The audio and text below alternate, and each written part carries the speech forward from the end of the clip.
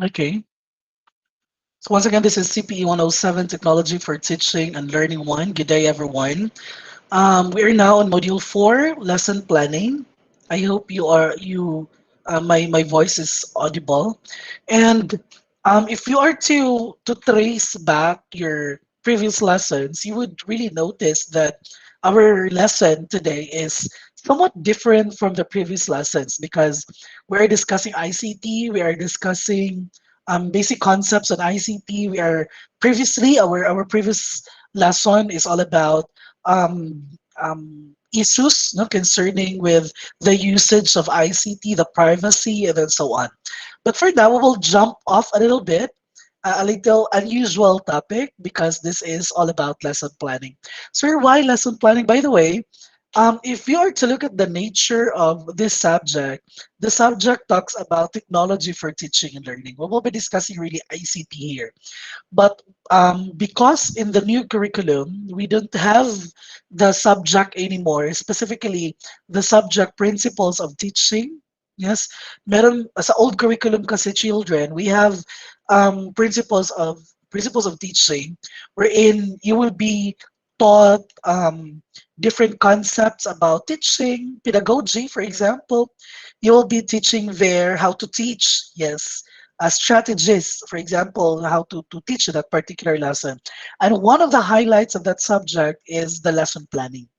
Now, what we did sa new curriculum, since we cannot identify a specific subject wherein we can inject that particular lesson, we actually agreed that we can inject this perhaps CPE 107, which is technology for teaching and learning. No? Kasi nga, um, in between, no, at the immediate part or the center part of the teaching and learning is actually your lesson, the intervention, and part of which is your lesson planning. So we will be discussing here about a lesson plan. I will try my best to really discuss it well because we really have problems, no?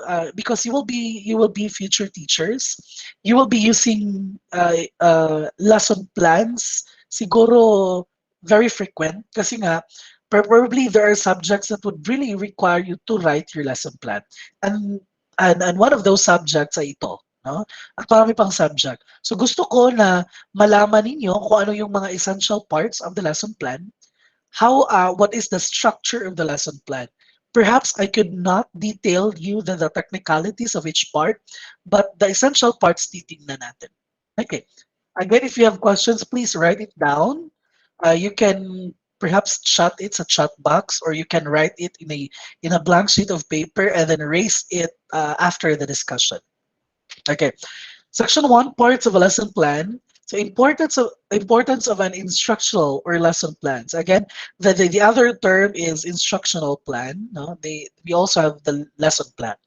If our architects or even our engineers, they have the so-called blueprint, no? Pag magpapatayo tayo ng bahay or particular building, meron tayong tinatawag na blueprint, no? Ang nasa blueprint, children, nakapakaloob ng ating blueprint, those are technicalities, no? How much is the length of this side? What is the structure of the building? What is the internal structure of the building? Okay, so I mean to say that is a plan, no? A plan on how to construct, not really on how to construct, but the construction of the building. Now, when it comes to lesson plan also, teachers have also this what we call blueprint.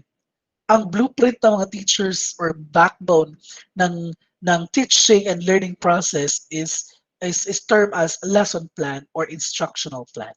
Okay? Again, if merong hindi naintindihan, please erase it later. No instructional plan is magical elixir. I'm sure you're very familiar with the term elixir or magical elixir kasi itong mga elixir nag-exist ito sa mga online gamings or even offline games, no? The term elixir, I think na ano ko siya, na encountered ko siya really, the concept of elixir, yung, ano ba yung laro? Hindi naman Mobile Legend, yung isa, Town Hall, I cannot remember, no? Wherein you build your place and then merong mga enemies that will come in and so on. So meron siyang tinatawag na elixir. So no instructional plan is magical elixir that will guarantee 100% learning. And that is true. Since babalik tayo sa very basic concept, the one who will be constructing your lesson plan is a teacher. A teacher is a human and nobody's perfect. Correct? Therefore, probably it is analogous that our lesson plan also is not perfect. And we cannot guarantee that if you will construct your lesson plan well, kahit pa sinulat mo at dinevelop mo yung lesson plan for a month, it is not the guarantee that there should be 100% learning. Okay?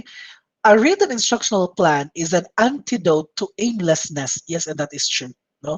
Dito nilalagay yung plano sa tinatawag nating klase at kung ano yung tinatawag na prino-project mo during your lesson. Plano pa lang. So it prevents us from becoming like a classroom driftwood that is merely tossed by the winds and the waves of our whims and caprices. Ang ibig sabihin lang, children, without the lesson plan, you don't know what to do.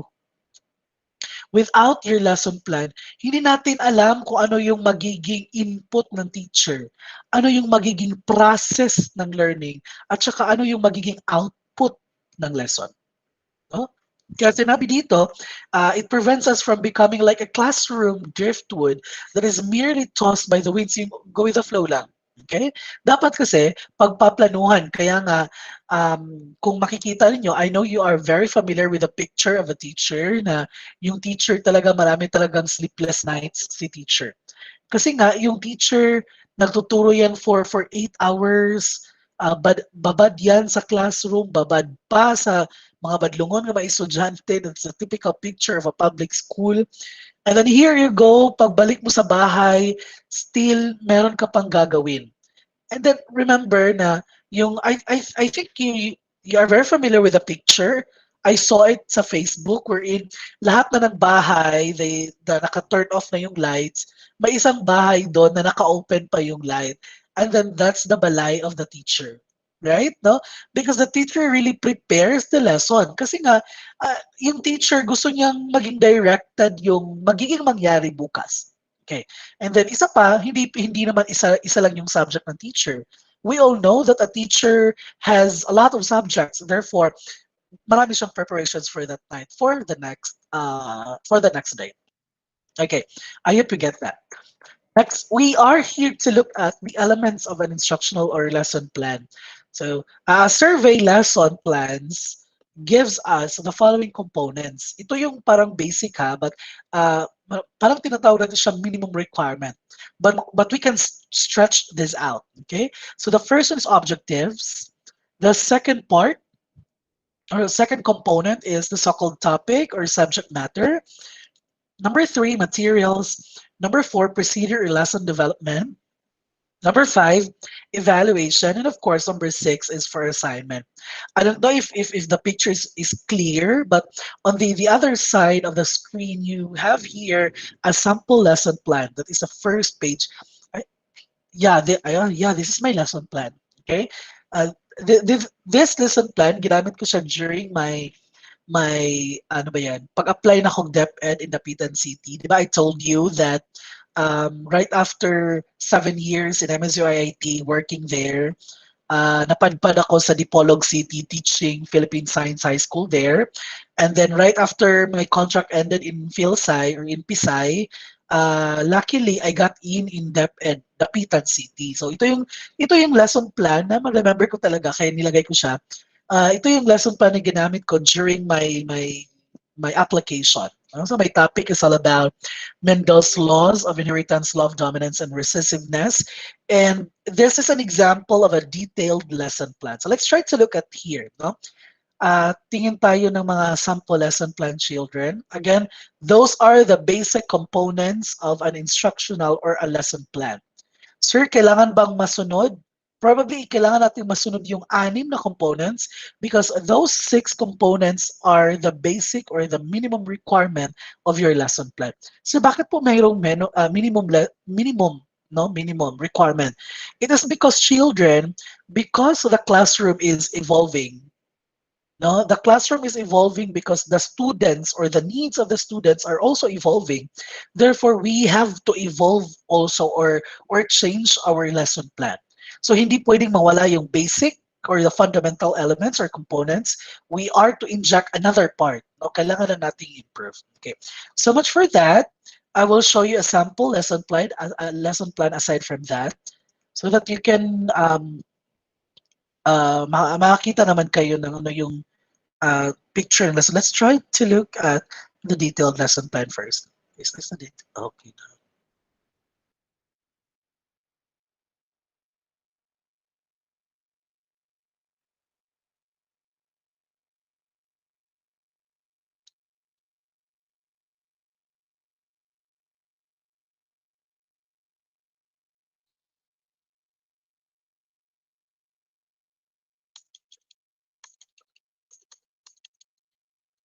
Okay pa tayong lahat?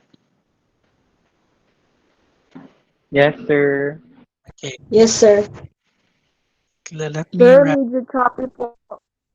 Medyo choppy. Choppy ba yung connection or yung voice?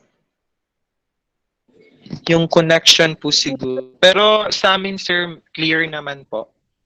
Clear naman. Okay. So yeah, let me try to look at my the detailed lesson plan.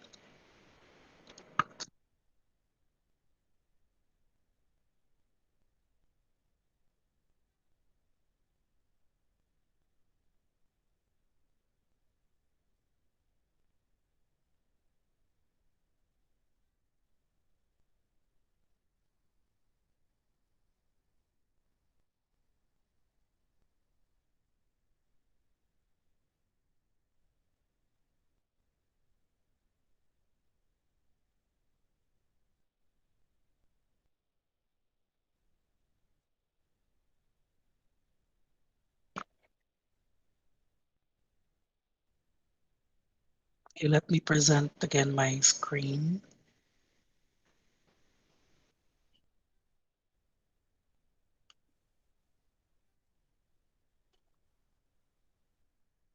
Okay, here.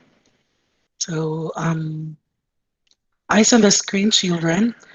So I have here my lesson plan. Let's try to look at the components once again. I hope makita. Makita ba? Yes, sir. I'm so sorry for those who are using smartphones. Do not worry, I will be sending the recorded video for this discussion. So this is now the parts of the lesson.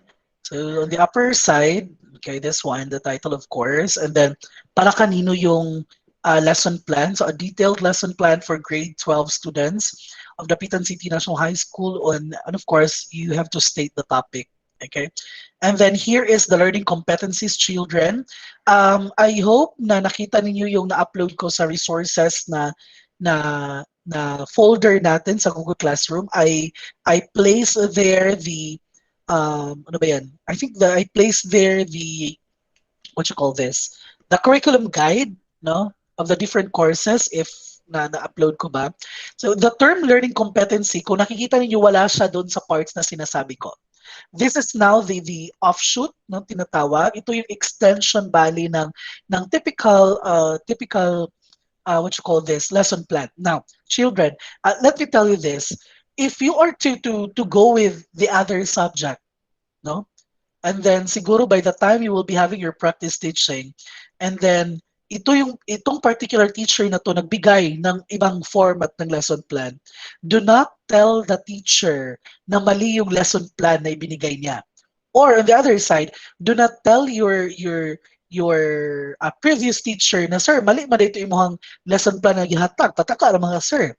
Kasi yung binigay ni Professor X, ito yung binigay niyo sir, ito yung diniscuss niya, iba yung na-discuss mo sir. So, by the way, we have different formats of lesson plan. Ito yung gusto naming gawin sa College of Education. Until now, we are on the process because again, we are very busy with the accreditation. We really have to push through the accreditation before the year ends. Kasi nga, ang worry ng administration, baka hindi na ito ma-push through. So ngayon, ginagawa ng lahat na ma-push through ito. Anyway, so because of that, parang meron kaming problema sa time on discussing really what is really the format of our lesson plan. But then again, ang sasabihin ko lang sa inyo, you just have to make sure that the basic elements of your lesson plan ay nandun. At the same time, children, since I've been telling you na wala talagang ano ba, original or authentic, hindi man authentic. No, what I mean is that wala talagang format ng lesson plan, dapat nyo lang maintindihan kung ano yung structure ng lesson plan. No? Kasi by the time you will now understand the construct of your lesson plan, kahit anong format man yung ipakita ng teacher ninyo, ay maiintindihan ninyo. Okay? So ito yung goal ko dito. So we have now your learning competency. Sir, saan ang galing yung learning competency? I hope na nakakita na kayo ng mga K-12 curriculum guide. Kung wala pa, I'll try to check again our classroom kung nakapag-upload ba ako. The learning competency, the term learning competency or your learning competency na nakikita ninyo sa screen ay nanggaling yan sa K-12 curriculum guide. Sir, what is now the role of the learning competencies? Bakit niyo po nilagay yan sa taas? Bakit po hindi number one yung learning competency? Okay? Nasa taas yung tinatawag nating learning competency, children. It is because out from that learning competency, because if you are to look at the the the objective, no, the learning competency na nilagay, very broad siya kung titingnan, no? Predict genotypes and phenotypes of parents and offspring using the laws of inheritance. Okay, very general, very broad. So ang gagawin ni teacher, hihimayin ni teacher yung learning competency, and out of that learning competency, we will extract learning objectives, children. Okay, so this is now your learning objectives. So your learning objectives is number one. At the end of the lesson, the students should be able to, you have three here. Sir, bakit tatlo? Kailangan po ba na tatlo po talaga yung learning objectives natin? Yes. There are arguments, no? So yung kasamahan ko before sa IIT, sabi niya, when you write your learning objective, you can actually write single learning objective. You can also write three. Sir, saan ba nanggaling yung tatlong learning objective natin? Okay? Saan ba nanggaling? So, remember in the discussion of ano ba yan? Sa discussion natin sa learning domains, no? I believe meron tayong first year, kung meron bang first year dito, I'm so sorry. But meron tayong tinatawag na uh, cognitive domain, children, especially for those first year, kung meron mang first year dito, no? We have cognitive domain, and that domain focuses on the mental, the cognitive, no? The intelligence, for example, if that is really true, no? What I mean is that synonymous lang, nalulugos. And then the second one is psychomotor domain or psychomotor skills, and the third one is what we call the affective domain. Now, if you are to look at now my learning objectives, number one is all about the cognitive domain. Why? Because it measures the capacity of that particular student, you know, when it comes to mental intelligence. Describe the principle of dominance and recessiveness of Grigor Mendel. That is cognitive domain. Objective number two, solve problem on monohybrid. Ang solve problem is psychomotor. Sir, bakit po nagiging ano yan? Bakit po nagiging psychomotor, sir? Di ba when you are to solve problem, kay ano man, sir, kailangan mo man gamitin yung brain mo, yes, but you are actually doing you are working with your hands, for example. So that's that's the side of the psychomotor, no? But anyway, you will really understand this when you had already your CPE 105, no? Number three is all about affective feelings and emotions. Therefore, number three, appreciate the differences of different organisms. Now, children, I doon sa materials na nilagay ko, doon sa module 4 natin, merong mga 12 words, I think, or 13 words na hindi pwedeng include sa learning objectives. Okay? Bago lang yun, no, during that time bago siya, kaya itong tinatawag natin na word na appreciate, it should not be reflected here. Because the word appreciate is one of the 12 ba yun? 12 words or 13 words na hindi pwedeng gamitin as learning objective.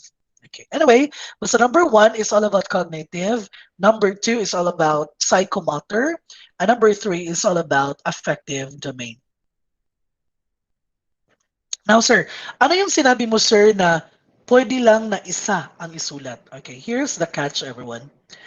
If I am to write only number one here, no? Kung isusulat ko lang dito is number one, like for example, solve problem, kung kinila akong gamiton, no? Kung isa lang kabuk ang atong objective, at the end of the lesson, the students should be able to solve problem on monohybrid crosses given the phenotypes and genotypes of parents. Pwede, no? Bakit? When you are to solve problem on monohybrid crosses, for example, no, kahit anong problem solving pa yan, di ba ang gagawin ni teacher is magdi-discuss siya ng concept. Is that correct? No? Di ba magdi-discuss siya, for example, about multiplication. You cannot do multiplication if yung teacher did not discuss what is multiplication and what is the concept and processes of multiplication. Okay? So before you can solve, yung teacher nagbibigay ng discussion about multiplication or about monohybrid cross. And that is the cognitive part of the lesson. Okay? And then along the way, si teacher, di ba, kasi meron yung teacher kasi, especially you, the future teachers, children, ang gagawin nyo, by the time you will be discussing, dapat meron talaga siyang significance sa day-to-day living. Because according to studies, children cannot appreciate on one of the factors why children cannot appreciate or do not appreciate the lesson. It is because hindi niya nakikita yung importansya sa totoong buhay. Parang ganyan. Okay? So that is why by the time you will be discussing a particular lesson, kahit anong lesson pa yan, dapat hanapan mo talaga siya ng connections in real life. That's the time that the students could get interest and motivated to learn. Okay? That is why, along the way sa pag-discuss ni teacher about multiplication, binigyan niya ng connection ito sa totoong buhay. And that is now the affective part of the lesson. Okay? So mean to say, you could actually write one learning objective, pero along the way sa tibuok ni mga lesson, no, sa imuhang isa ka oras na lesson or 60 minutes na lesson, yung tatlong domain ay nandun na. Okay? But for you, kasi baguhan pa lang tayo, so ang gagawin talaga natin, all of the three domains should be reflected in your learning objectives. Okay? So the first one is cognitive, kahit ma-disarrange yan, okay lang. Basta sa tatlo, nandiyan na yung cognitive, psychomotor, and of course, the affective domain. Okay. If you have questions about learning objectives, please ask that later sa Q&A. Number two, the learning content. The learning content now is the subject matter or topic na binigay ko kanina. No? So, iniba natin yung pangalan before, during my undergrad years, no, way back 2008 to 2012, ang learning content ay hindi siya learning content kung tatawagin. Ang ginawa namin before, tinawag namin siyang subject matter. No? For number two, all of the things that will be placed in part 2 is all about the learning content. Kung ano man yung kailangang lesson, no? So for letter A is topic, and then for letter B, binigyan ko siya ng time allotment, and then for letter C is reference, D is materials, okay? And then E skills, F is the science concept, and G is values integration na napakadami, no? So before, hindi yan sobrang dami. So we will talk about the learning content here. So for letter A, I have here a topic. Okay, ano yung topic? Specific topic. Multiplication. Okay. For example, Mendel's laws of inheritance, law of dominance and recessiveness. And then time allotment. Okay. Sir, can I write 2 periods here? No. Sorry. Because ganito yung children. ang gagawin mo ng lesson plan is only for that day lang. No? You cannot make a lesson plan for whole week. Okay? Hindi siya pwedeng gawan. So, yung ilalagay mo dito, kaya challenging siya because whatever you placed in your learning objectives, dapat ma-meet na siya in just a period. So, or sa isa ka class meeting. Okay? So, time allotment, that is 60 minutes, one period. And then, of course, you have to write the references here in APA format. So, APA yan, children. So, please remember how to write your APA format na reference. Anyway, marami tayo dyan online, no, na makapag-generate siya ng, siya na yung mag-generate. You just have to key in the the details and then siya na yung mag-arrange kung gusto mo ng APA. And then, for letter D, children, that is for materials. Kung ano yung ginamit mo or gagamitin mo, kasi plan naman siya, no? So, gagamitin mo during the discussion. So, you have to visualize it, no? So, dito, ang gagamitin ko now, according to this, visuals, sorry. Text visuals. So, ano yun, sir?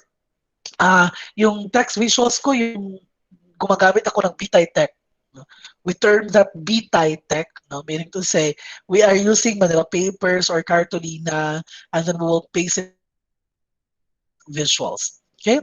And then the second one, tabulated traits of the pea plants that Mendel studied. Kasi ang ginawa ko, children, kumuha ako ng of part of that reference, meron siyang tabulated traits, naka-table siya. Kasi gusto ko siyang ma-emphasize, no? Kasi part siya ng isang highlight ng discussion ko. Kaya gumawa ko ng table and then nandun na yung mga traits ng pea plants. Okay? So, sinulat ko dyan tabulated traits. The other one, illustration. So perhaps that is a diagram or a picture, siguro. And then of course, a PowerPoint presentation. Kung meron kang gagamitin pang, for example, microscope, yes, place that there, activity sheets, lahat na. Lahat ng gagamitin mo during that demonstration or during that discussion, dapat isusulat sa bandang materials. Okay. Next, meron tayong skills. Ang iba pa, marami pa to, no? Pero ang kukunin na natin ang skills, no? Especially for those science majors, kung meron tayong mga science major dito or kahit anong major, marami namang skills, no? So for skills children, ang ginawa ko lang, parang humugot ako sa learning objectives, no? Kinuha ko dito yung skills. Okay. So ang ginawa ko, describing. Yung iba, meron silang ibang format, no? When it comes to writing skills. Yung iba, yung word lang.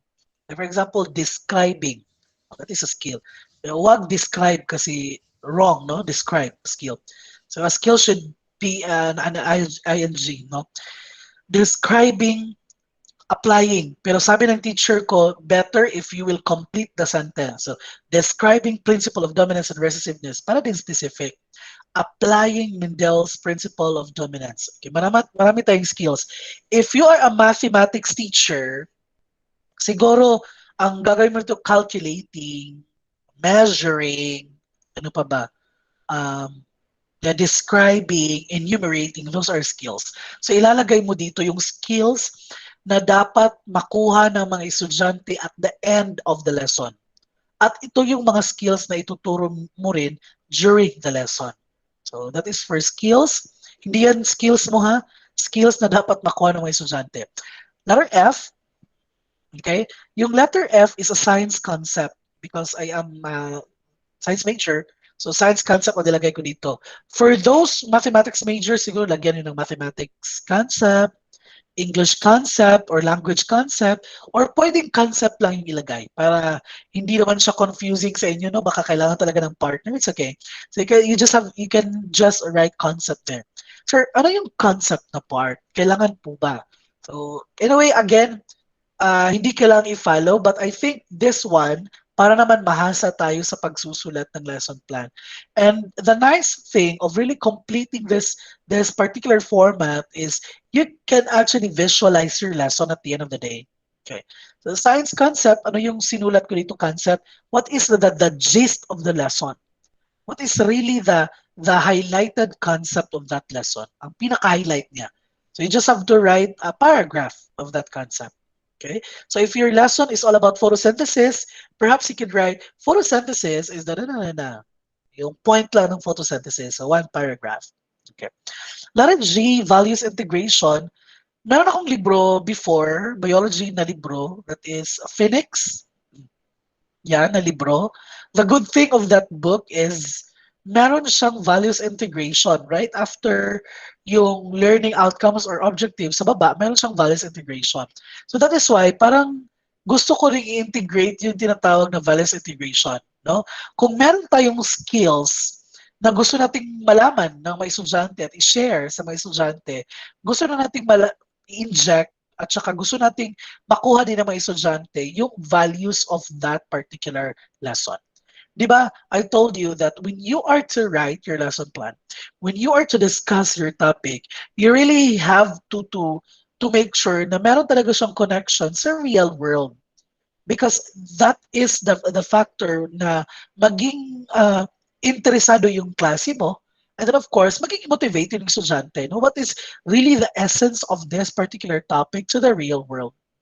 Because by the time you will be discussing things without including what is in the real world aspect, that will become an abstract discussion. No? Yung mga estudyante mo, they cannot imagine that. Okay? Because their exposures is reality man, hindi man siya sa klase. Okay. As for values integration, ano yung gusto mong values na ma-integrate sa klase mo? Ano yung gusto mo makuha nila? So sa akin, since I am talking about Punnett Square here, I'll be crossing ano yung mangyayari yung mother is, if the male organism is naa siya'y pink na mata, and then ang papa naa siya'y blue nga mata, what will happen now sa anak nila? No? Siguro ang isang mata pink, ang isa mata blue. Diba? So, ano yan? No, power ang labas. So, anong gusto nating makuhang values doon? Of course, ang nilagay ko, respect all aspects of individuality as dictated by nature. No? And then recognize achievements and become aware and appreciate of similarities and differences among organisms. So those are values integrated to this lesson. Okay.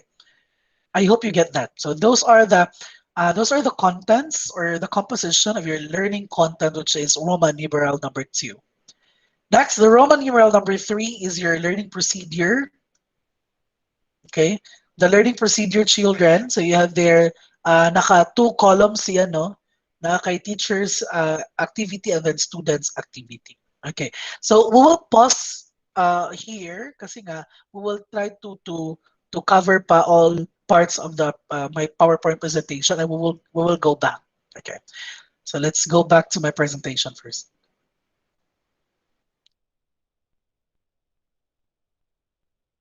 Okay, so I hope that nakikita yung screen. Okay, so let's continue. So again, those are the elements of instructional lesson plan. Okay,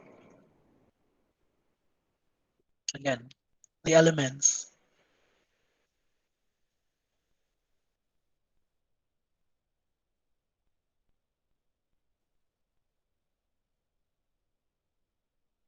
Okay, my application, valuing, assessment, evaluation, and assessment. Okay, next. Section 2, instructional learning process. So our topics for section 2 is all about learning objectives, and of course, number 2 is teaching content. So as you can see sa picture natin, everything must follow, no? Everything has its particular flow, and we also have these processes na tinatawag natin. Okay. So when we say learning objectives, please be reminded of the acronym SMART or the word SMART. Okay. Yung SMART na tinatawag natin, children, ito yung, especially for first year, perhaps, siguro, no? Ang SMART na tinatawag dito, I am not introducing you to specific cellular network, no? But SMART here is referring to the learning objectives. Yung pinakita ko kanina, I am referring to the characteristics of your learning objectives. Your learning objectives must possess SMART, meaning S is for specific, M for measurable. So, pag sinasabing specific, hindi siya broad, hindi siya very general. No? Specific yung word na gagamitin. M is measurable. Okay. So here is now the concept of measurable. Pag sinasabing measurable, or when can we say that a learning objective is measurable? Pag pwede, ang ginawa ko talagang idea, no, when it comes to the idea of measurable, pwede natin siyang gawan ng test. No? So for example, the lesson is all about, yeah, let's have photosynthesis. And then my learning objective is at the end of the lesson, the students should be able to enumerate the processes of photosynthesis. That is my learning objective. Again, my learning objective is at the end of the lesson, the students should be able to enumerate the processes of photosynthesis. Okay, that is my learning objective. Now, can somebody here sa klase, sino dito sa klase natin ang makapagsabi sa akin kung ano yung pwedeng test na gagawin ni teacher kung yun ang learning objective natin? Ano kayang test? Ano kayang expected na test format ni teacher kung yun ang learning objective ni teacher? You just have to turn on your camera and then you can talk.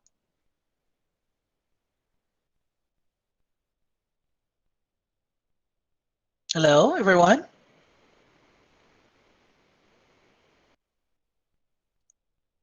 Hello, nakikita niyo yung screen ko? Sir, ano ulit yung question, sir? Opo, sir. Okay. So my question is, because we are now talking about the characteristics of learning objective, yung learning objective na pinakita ko kanina. So if you are going to look at now the SMART, because SMART yung characteristics ng learning objective, S here stands for specific, M stands for measurable. Now, meron akong example, no, para mas makita natin kung ano yung essence na tinatawag natin na measurable, no? Kasi nga by the time you will be writing your learning objective must be measurable. Masukod sa Bisaya pa. Okay? It can be measured. Now, for us really to understand what is measurable in that aspect, meron akong example. If my learning objective is at the end of the lesson, the students should be able to enumerate the processes of photosynthesis. What is now the expected format sa test ni teacher? Ano yung expected test ni teacher kung yun ang iyang learning objective?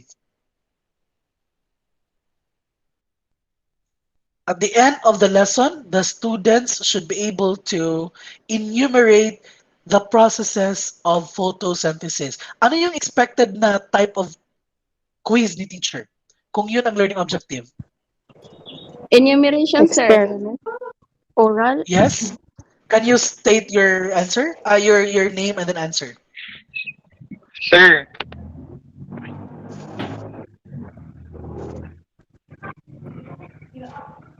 sir, I am Abdul Hakim Abdullah.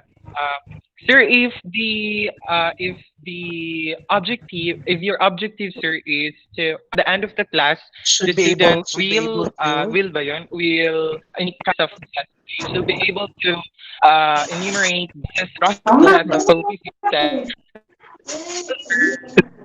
The of will more enumeration and it would enumeration Mhm. that uh, the the process of stage of the process.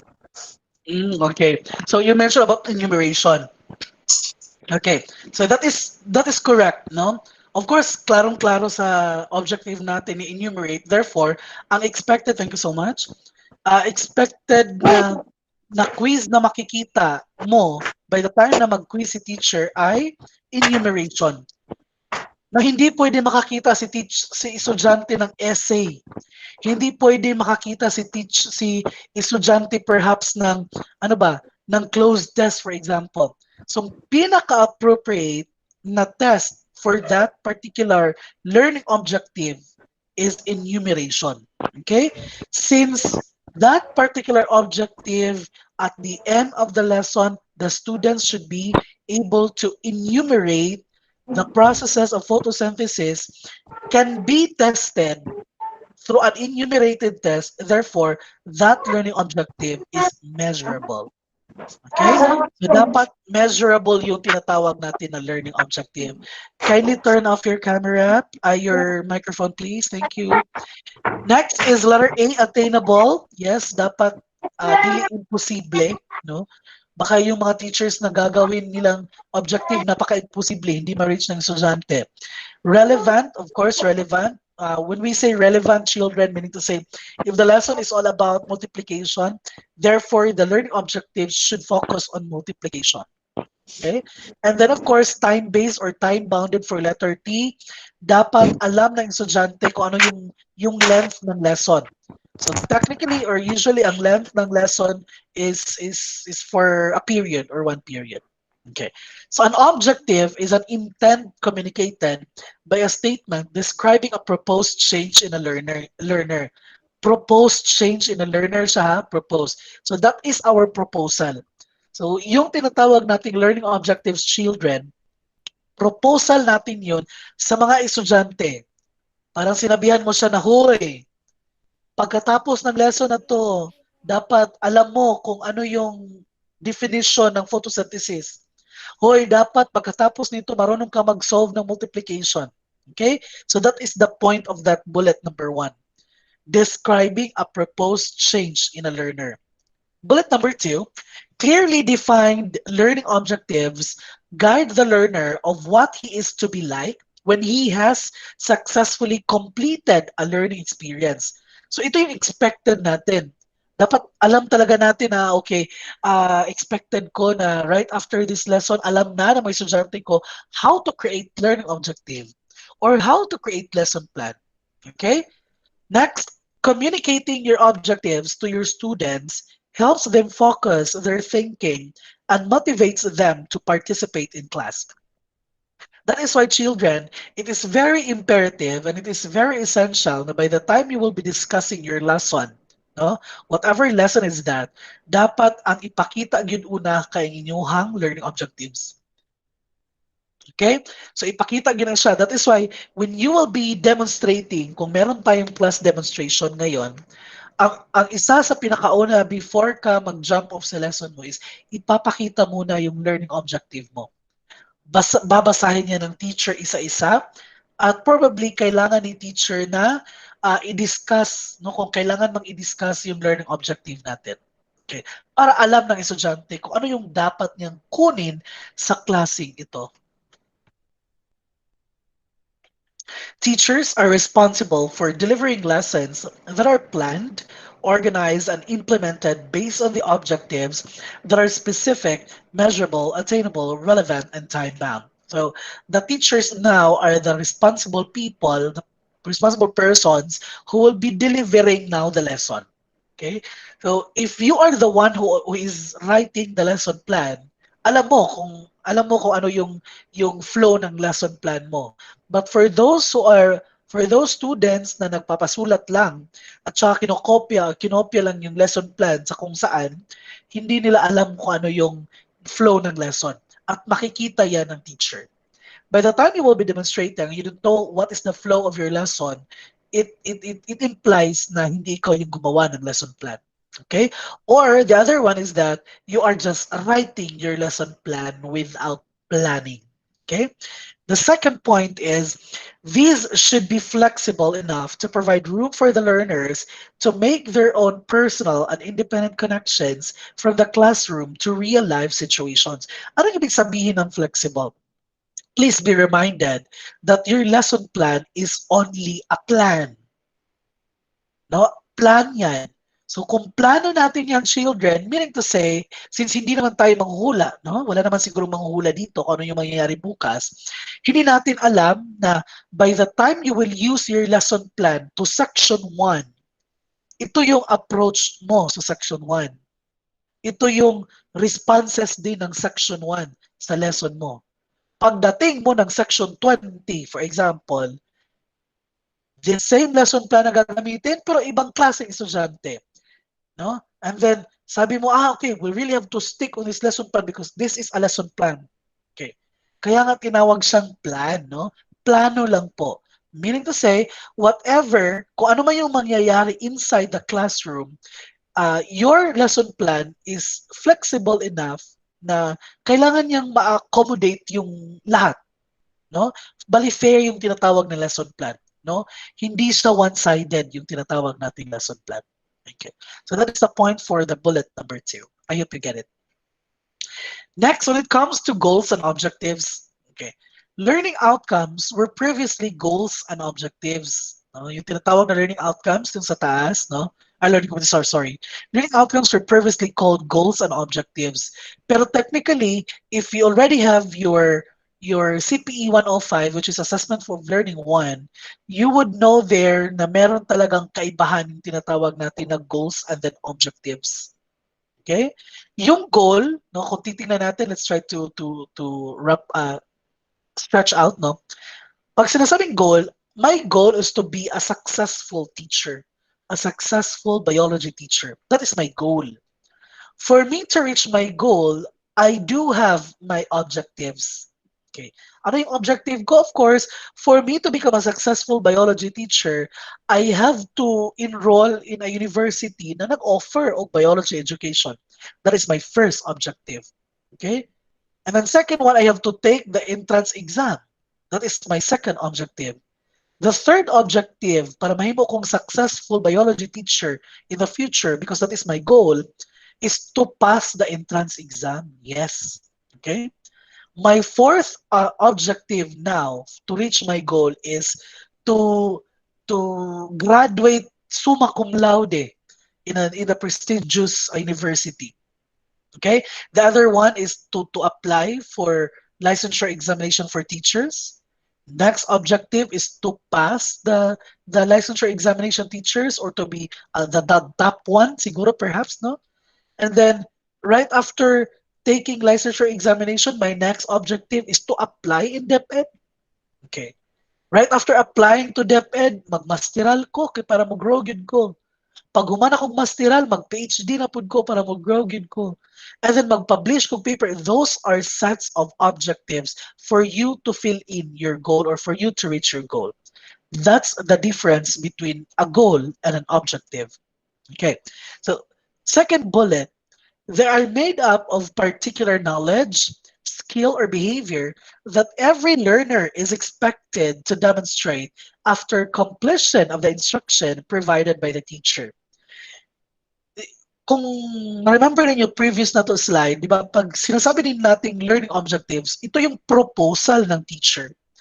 Ang proposal ng teacher na, Doy, no, student number 1, no, right after kung ma-discuss yung lesson plan, dapat alam mo na kung paano magsulat ng lesson plan. Diba? Okay. So, tinatawag skill or behavior that every learner is expected yan, to demonstrate after completing the instruction. By the way, the term instruction here is not instruction, meaning to say direction, ha? Pag sinasabing instruction, teaching, after the teaching process, instruction provided by the teacher. Okay? I hope you get that. Next. Okay na lang. The differences, again, if you have questions, please raise that later. No? So you just have to write it down or chat natin yan sa chat box natin sa Google Meet or sulat, and then we will try to answer that later. Okay. So differences between goals and objectives. So again, goals are general statements about what schools are expected to accomplish. General statements, broad. This is according to Ornstein, 1996. That is based on that definition. So sa goals natin, children, if you are done with your CPE 105, again, you will be encountering these terms, no? So for goals, we have institutional intended learning outcomes. So ano yung ibig sabihin ng institutional intended learning outcomes? So for example, in MSU main campus, meron tayong tinatawag na vision, mission, at saka goals. My goals ang MSU main. If you are to look at the goals of the MSU main campus, you would notice that the language no, na ginamit doon or the tenor of the composition of that goal is very general. No? It should be general. Kasi later on, huhugot tayo. No? So lahat ng programs, diba, maraming colleges yung MSU main campus. So no, the objectives and then the the goals of the colleges, hinugot yan galing sa goals ng MSU main. Okay, may connection yan. So again, institutional intended learning outcomes, and then program intended learning outcomes. So ano pong ibig sabihin ng program? Okay, let's try to have the context of our college. Of course, College of Education belongs to MSU main campus. Ang MSU, meron yung goals and objectives. Very general. Yung program na tinatawag natin, like for example, program, BSN, we have, ilan ba yung program natin sa college? Sa College of Education, we have 5 programs. Yeah, 5 programs except sa graduate na. Sa undergrad tayo, we have 5 programs. Children, please take note of this. We have Bachelor of Secondary Education, that is 1 program. Sir, marami man yung major. Yes, marami siyang major, pero isa ang program na tinatawag. And that is Bachelor of Secondary Education. Hindi siya secondary ha. Please do not pronounce it as secondary kay lahi yung stress, no? Hindi mali yung stress. So Bachelor of Secondary Education. So that is a first program. Second program is Bachelor of Elementary Education, that is BEd. Okay? And then the third one is sa new curriculum ito, we have BSED. No, we have Bachelor of Early Childhood Education. That is another program. Nung old curriculum children, yung early childhood at saka yung early childhood ay kasama siya sa BEd before. So ang old curriculum is Bachelor of Elementary Education, major in Early Childhood Education and Development. Pero sa new curriculum, gisplit siya. So kaya nagiging tatlo na tayo, no? Meron tayong BSEd, BEd, at saka BESED. Okay. Pang-apat, meron tayong tinatawag yung sa home economics sa department. I don't know kung meron taga home economics dito. Meron silang dalawang programs. No? The first one is the Bachelor of Technology and Livelihood Education, that is BTLED. And then yung panglimang program, undergraduate program ng College of Education, panglima, BTVTED. So Bachelor of Technology, Bachelor of Technical Educational Teacher Education, so BTVTED. So you have BEd, BSEd, BEd, BESED, BTLED, at saka BTED. So we have 5 programs. Now, the 5 programs of our college, ang goals ng program intended learning outcomes, hinugot yan sa institutional intended learning outcomes. No, hinugot yan, kinuha dyan. And then right after that, we will go down to the term objectives. Paano natin ma-attain yung tinatawag ng goals ng MSU? Paano natin ma-attain yung goals ng program, no? Ng BSN at saka BEd? So we have now here our objectives. So our objective is an intent communicated by a statement describing a proposed change in a learner. So dito na tayo, nagka-specific na tayo, no? So for objectives, nandun yung tinatawag na course, intended learning outcomes or SILO. Okay? Next, we have intended learning outcomes. So ano pong kaibahan? Pag sinasabing course intended learning outcomes, meaning to say, this is perhaps the subject, no? Like for example, maingon ko nga sa mali siya. CPE 107. Ang CPE 107, lahat CPE 107 meron siyang tinatawag na course objective, no? Set of that objective. Actually, nakikita yun ata sa course description, pwede, no? And then, the intended learning outcomes now, ito na yung gagamitin natin sa klase. No? Yung, okay, for our lessons, for example, biology yung lesson, yung biology yung subject, and then ang topic synthesis, yung objectives belongs to objectives belong to photosynthesis, yun yung tinatawag na objectives. For example, photosynthesis ang topic. Enumerate the processes of photosynthesis. Describe each process. Something like that. Discuss photosynthesis. Okay, those are intended learning outcomes. Okay, but take note, children, lahat kahit anumang outcomes yan, nanggagaling yan sa pinakamataas na outcome. Okay, hinugot siya. Actually, yan yung essence ng curriculum development, no? Later on, kung magka-subject kayo ng curriculum development, you would appreciate now the construct of school. Baka kasi dito may magtayo ng eskwelahan, no? Yung school meron niyang tinatawag na institutional intended outcome. Gagawan pa yan, bababa pa yan, no? So, ang purpose ng school, yung goal ng school, yan yung babasihan kung paano natin i-construct natin yung outcomes natin hanggang sa baba. Okay? So, that is the difference or the main difference between goals and objectives. I hope you get the gist of the discussion. Next, graduate attributes of 21st century learners. So, ito yung goal ng kahit anong program, no, na yung estudyante by the time they will be graduated, meron silang tinatawag na 21st century skills. Okay. So sa 21st century skills, students are not spoon-fed, no? Hindi spoon feeding yung mangyayari, no? Dapat yung estudyante talaga yung gumagawa, but not for all kasi na-abuse yung concept na estudyante yung nagagawa lahat, no? Ina-abuse ng teacher. So yung teacher walang ginagawa, nagpa-reporting si teacher, no? So ang tama, okay. So there should be a seamless flow of connection between and among the constitutional aims. Pag sinabing seamless, student, yung flow na may connection, parang coherent, yung tinatawag, no? Galing from constitutional aims, goals, objectives, hanggang sa baba. So, to strengthen and support the fundamental ideals and aspiration of the nation. Now, let's try to look at the picture of these goals and objectives, children. If you are to look at that particular picture on the other side of the screen, you would notice na ang example nga gihatag niya kay constitutional aims na. Okay? Mas dako ka siya nga picture. Let's try to look at aims. Okay. When we say aims are broad statements about the intent of education as a whole. Mas malaki pa siya sa goals. Okay? So ano yung purpose daw ng education? Very general, no?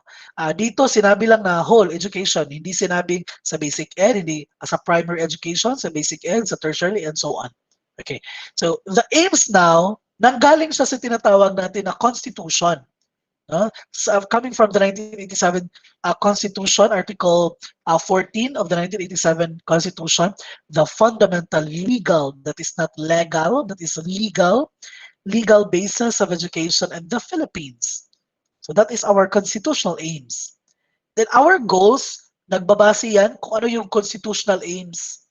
Kasi nga, by the time you will be writing, you'll be constructing your goals, which is different from the Constitution that is now breaking the law. Okay? So, dili siya pasar. So, your goals now are general terms about what schools are expected to accomplish. Kung ano yung expected na i-accomplish ng schools, confirming to the level of constitution. Confirming kung ano yung social mores sa Pilipinas. So, yun yung picture. Aling tayo sa picture sa Pilipinas, bumaba dyan. So, example, institutional program or goals derived from the vision, mission, statements of the educational institution of which you are part. Ito yung sinabi ko na yung vision, mission, di ba, meron tayong vision, mission sa institute, meron tayong goals. So, yung goals, kinuha siya sa vision, mission. Okay. Next, learning objectives, bababa tayo sa klase. So, ito na yung level dito natin. No, nagkaklase tayo. Kung titingnan ninyo, ang purpose natin, why we discuss this lesson is for you to understand how to write lesson plan. Kung titingnan mo pala yung picture natin, ay nandun pala tayo sa 1987 Constitution. See? No, taas kayo siya giantuan. Okay? So gikan sa constitutional aims up to the classroom objectives, dapat meron siyang very seamless connection or very coherent flow of connection. Okay? So this is now the graduate the attributes that graduates should have no, in the 21st century world. Okay. I hope you get it. Next, on objective specifications. So we are now talking about the objectives, no, kung ano talaga yung dapat isulat, no. And let's try to understand what is really cognitive and effective and psychomotor. Now, let's try to do it. No. I do not know if this is very difficult for those who don't undergone sorry, I don't undergone CP105, but let's try to do this, no. Teachers usually categorize learning into three main groups or domains. Ito yung sinasabi ko kanina. Okay? Cognitive, affective, and then of course psychomotor.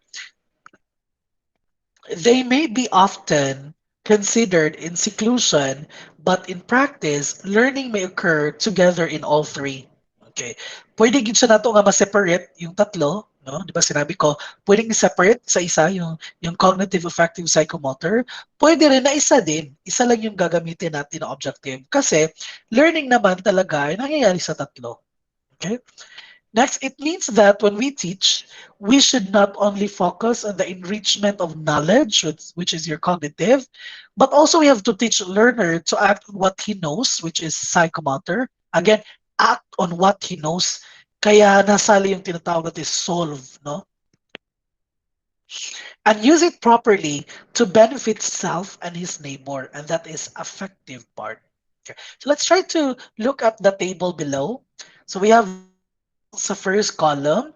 On the second and third column, that is the nature of the learner on different languages. And then, of course, the last column, the goal of life. Now, let's try to focus more first in cognitive. Cognitive is for the head to nurture the mind in order to know. Okay?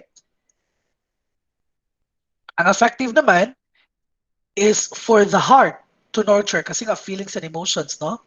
Heart to nurture the spirit in order to love or appreciate or to, yes.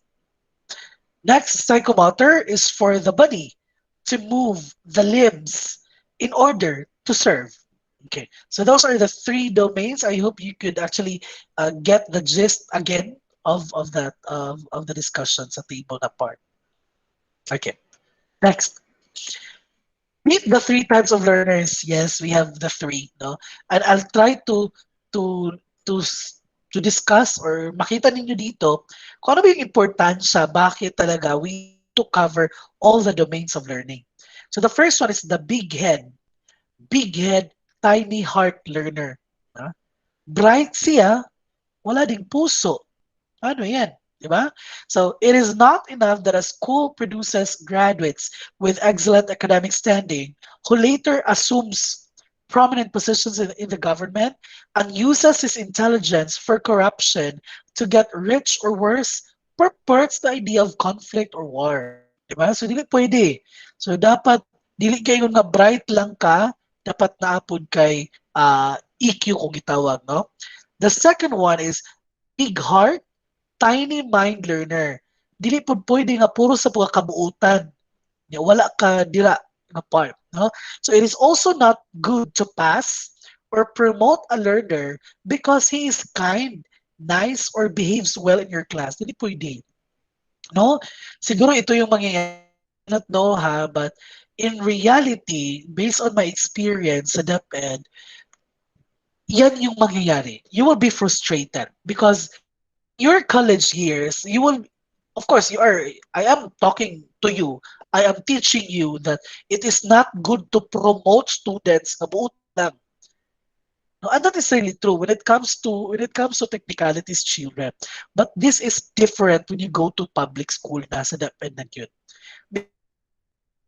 No, since buutan man siya, every time na meron kang isugo nga, dong, ano sa di, dong, can you buy something like that? Dong, palitas ani, masugo mo gini mo siya, dong, panglampaso, dong, pangkuanday, ana. And because of that, Bahala pagbagsak ang estudyante sa ang papasaron. Worse, imo pa siyang ipaagto sa next level.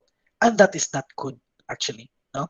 So he should also learn the fundamental knowledge necessary for daily living activities, example, reading, writing, arithmetic, manipulative, and thinking skills, etc.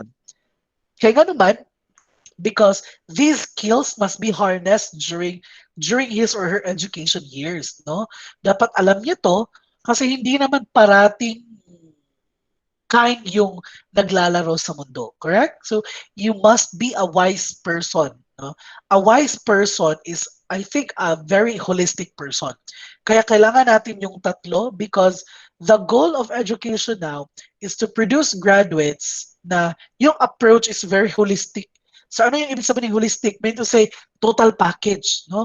Gwapa ka, bright pag yun, buutan pag yun. Okay, kaya siya. Hindi pwede na maganda ka lang, zero ka naman sa brain, sama pang ugali, ay do, hindi pwede, no? So, hindi pwede. So, dapat holistic talaga. Okay? So, as teachers, it is our mission to mold each learner to become balanced individual, capable of using his knowledge for a noble cause. Yes? Hence, the cognitive, affective, and psychomotor domains are essential for holistic teaching to produce holistic learners, a thinking and feeling being. Yeah, this is a very nice quotation. That is why I really included this one, a thinking and feeling being. No? Very nice. Now, um, despite of your status, despite of the status quo of your family, maganda ka inside, no, inside and out. You're very beautiful. You are brainy, no, you're very intelligent inside and out, and somewhat like that, no. That is a very holistic learner. Now, that is why napaka-challenging talaga ng role ng teacher. Imagine children, you really have to mold these people. Tama? No, very challenging talaga. Aside from we are teaching them the right concepts, but the teacher is beyond that. No, beyond that, it is because we have to make sure that by the time we are touching the heart of our students, dapat by the time we will touch their hearts, make sure na dili nato ma-damage sila as a person, no? Dili nato ma-damage ang ilang future. Because really, a teacher can damage the future of a particular student, no? So, manang crucial kayo ang role sa teacher. Very crucial. Very important. Very essential gid siya sa gitawag nato nga nation building. Yeah? So, very important. Now, it's already 12:53. I think we will end it here, no? Dili na taman. Okay? Sa ato ang three types of learners. And I am very ready to um, answer your questions if you have questions.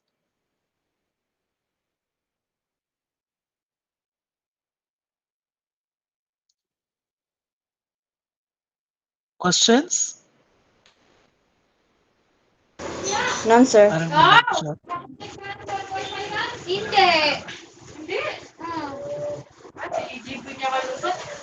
Questions, everyone?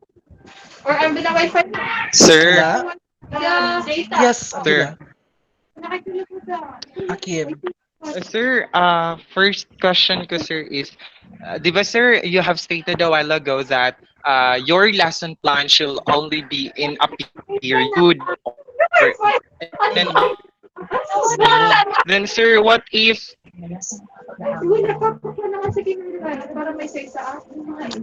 sir, what if your topic is too long, sir? Like, for example, your topic is nine multiple intelligences. Then you think your topic is too long for an hour. So basically, you need, I think, two periods for that one. But the other period will be conducted a day after the first one. Then are you going to make another lesson plan sa hindi pa natapos na topic, which is Like for example, natapos mo lang sa first day is 1 to 4 na intelligences. Then Mhm. the rest, hindi mo natapos. Magiging dalawa ba I love siyang the question. or isa? Yes. Okay, I get it. I love the question. Yes, that's a very nice question because nangyayari yan, no? In reality, hi, Anna, can you mute your microphone, Anna, for a while? I don't know. Ayun, na-mute na siya. Okay. To answer that, that is very nice question. Nice kayo na siya ng question. It is because nangyayari yan sa totoong buhay. That is actually the struggle. Now, merong tinatawag na ano siya? May argument na nangyayari. I actually remember this one during my first I think first general meeting namin doon sa Dapitan, no, National High School. Na yung principal is that particular oh my God, anyway, that particular principal asked us kung anong mangyayari, parang ganitong situation, what will happen daw if your lesson hindi siya kaya in a period. Of course, a very good answer for that is it's okay. If yung lesson plan na ginawa mo ay hindi magkasya yung tinatawag natin na isang period, it's okay. No? And that is why, children, if you are to write your lesson plan, you have to write it in such a way na attainable siya. Di ba if you are going to go back, let's go back to the SMART acronym, no? Specific, measurable, attainable, yes, attainable, and of course, time-bound yung letter T or time frame. Ang ibig sabihin, since ikaw man yung gumagawa ng lesson plan, dapat alam mo na dapat ito lang yung dapat i-discuss mo. That is why you cannot have as much as 10 learning objectives. Kaya nga specific yung tinawag natin na learning objective because as soon as na maging specific yung learning objective natin, mas matatapos ka in time. Like for example, let's try to look at the example of Hakim, no, for the multiple intelligences. Siguro sa pinakauna, Hakim, ang gagawin mo, tingnan mo muna yung mga kung ano yung mga lessons na cover yung multiple intelligences. Now, if your purpose is just, no, for example, number one, enumerate the uh, enumerate the 9 multiple intelligences. Mean to say, ang focus mo lang is to enumerate. Do not discuss it. Next meeting naman, gawin mo sigurong discuss the first 4 of multiple intelligences. Yan. So, mean to say, ang i-discuss mo lang for that day, 4 lang muna. Okay? So, nakadepende yan sa pagsulat ninyo ng lesson plan. So, since kayo man yung nakakaalam na the topic is very lengthy, the topic is very, requires a longer period of time to discuss, make sure to write a learning objective which is very specific na yung kaya lang talaga for a period. Now, right after doing that, nag-extend gihapon kang time kay syempre hindi natin alam kung ano mangyayari sa klase, no? Baka may nagbugbugan, merong sobrang ingay, so parang tikang siguro na siguro hindi maminaw no din si teacher. Of course, may teacher tayo na parang sa buong klase nag-award, sige pangasaba. Ay, kayo talaga parang ganyan-ganyan. So, naubos yung parang isang oras, no? So, meant to say, merong extension. So ang gagawin mo, you have to write another lesson plan for the next day.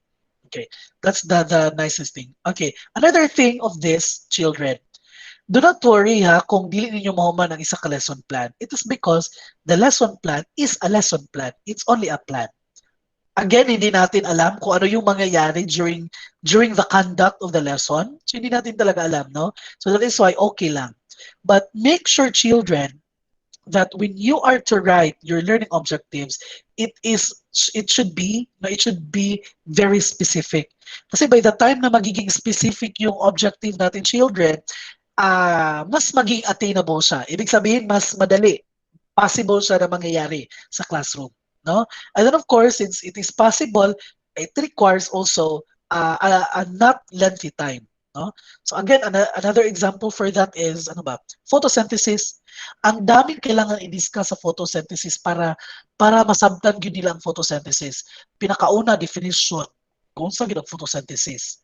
Pangalawa, siguro sa ba characteristics sa photosynthesis. Pangatlo, siguro processes of course of photosynthesis. Now, hindi mo pwedeng isulat yung lahat, no? Kasi nga it will require siguro 3 weeks for you to discuss photosynthesis. Hindi mo siya ibutang sa lesson plan ika-isa. So make sure pili ka ng part doon sa photosynthesis, gawan mo ng very specific na objective. Now, for example, at the end of the lesson, the student should be able to define photosynthesis. Yun lang. So mean to say, your topic is all about the definition or overview ng photosynthesis. And surely matatapos ka in just a period of time. Okay? Hakim? Thank you, sir. Thank you, Okay. sir. Salamat sa Yes, pagtubag. yes, you're welcome, dear. I hope na nasagot ko talaga yung question mo, ha? Yes, sir. Well appreciated. Highly appreciated. Thank you. Another question. None? Everyone? Okay. So if none, siguro I'll be constructing an assessment. I'll be posting it sa Google Classroom natin, and of course, the recorded video I will be uploading this one sa Google Classroom natin so that you can go back to this discussion perhaps, and then for those na nawawala yung internet connection, they can benefit with the recorded video. Okay. So we will be seeing each other next meeting. Okay. Again, if you don't have any questions, you can exit the classroom. Thank you so much and have a nice day, everyone. Thank you po, sir. Bye-bye. Goodbye, sir. Thank you, Thank you sir. po. Bye.